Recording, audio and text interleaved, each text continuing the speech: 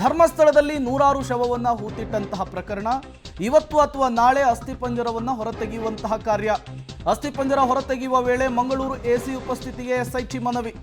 ಮಂಗಳೂರು ಎಸಿಗೆ ಪತ್ರವನ್ನು ಬರೆದಿದ್ದಾರೆ ಎಸ್ಐಟಿ ಅಧಿಕಾರಿಗಳು ಅನ್ನೋದು ಗೊತ್ತಾಗ್ತಾ ಇದೆ. ಧರ್ಮಸ್ಥಳದಲ್ಲಿ ನೂರಾರು ಶವಗಳನ್ನು ಹೂತಿಟ್ಟಿದ್ದೇನೆ ಅಂತ ಹೇಳಿ ಅನಾಮಧೇಯ ವ್ಯಕ್ತಿಯೊಬ್ಬ ದೂರು ಕೊಟ್ಟಿದ್ದ. ಅದರ ಮೇರೆಗೆ ಎಸ್ಐಟಿ ರಚನೆಯಾಗಿದೆ. ಕಳೆದ ಕೆಲ ದಿನಗಳಿಂದ ನಿರಂತರವಾಗಿ ವಿಚಾರಣೆ ಆಗ್ತಾ ಇದೆ. ಆತನ ಹೇಳಿಕೆ ದಾಖಲಿಸಿಕೊಳ್ಳಲಾಯಿತು, ಸ್ಪಾಟ್ ಮಹಜರನ್ನು ಮಾಡಲಾಗಿತ್ತು. ಮುಂದಿನ ಪ್ರಕ್ರಿಯೆ ಇರುವಂತಹದ್ದೇ ಆತ ತೋರಿಸಿರುವಂತಹ ಜಾಗವನ್ನು ಅಗೆಯುವಂಥದ್ದು. ಅದು ತನಿಖೆ ಮುಂದುವರಿಯುತ್ತೆ. ನಾವು ಭಾಳ ಗಂಭೀರವಾಗಿ, ನಾನು ಮೊದಲೇ ಹೇಳಿದ್ದೀನಿ, ಇದನ್ನು ಭಾಳ ಗಂಭೀರವಾಗಿ ತಗೊಂಡಿದ್ದೇವೆ. SIT ಅವರು ತನಿಖೆಯನ್ನು ಮಾಡ್ತಾ ಇದ್ದಾರೆ. ಮಧ್ಯದಲ್ಲಿ ನಾವು ಯಾರು ಏನು ಹೇಳಿಕೆ ಕೊಡೋದಕ್ಕಾಗೋದಿಲ್ಲ. ಅದು ತನಿಖೆ ಮುಂದುವರಿಯುತ್ತೆ. ನಾವು ಭಾಳ ಗಂಭೀರವಾಗಿ, ನಾನು ಮೊದಲೇ ಹೇಳಿದ್ದೀನಿ, ಇದನ್ನು ಭಾಳ ಗಂಭೀರವಾಗಿ ತಗೊಂಡಿದ್ದೇವೆ.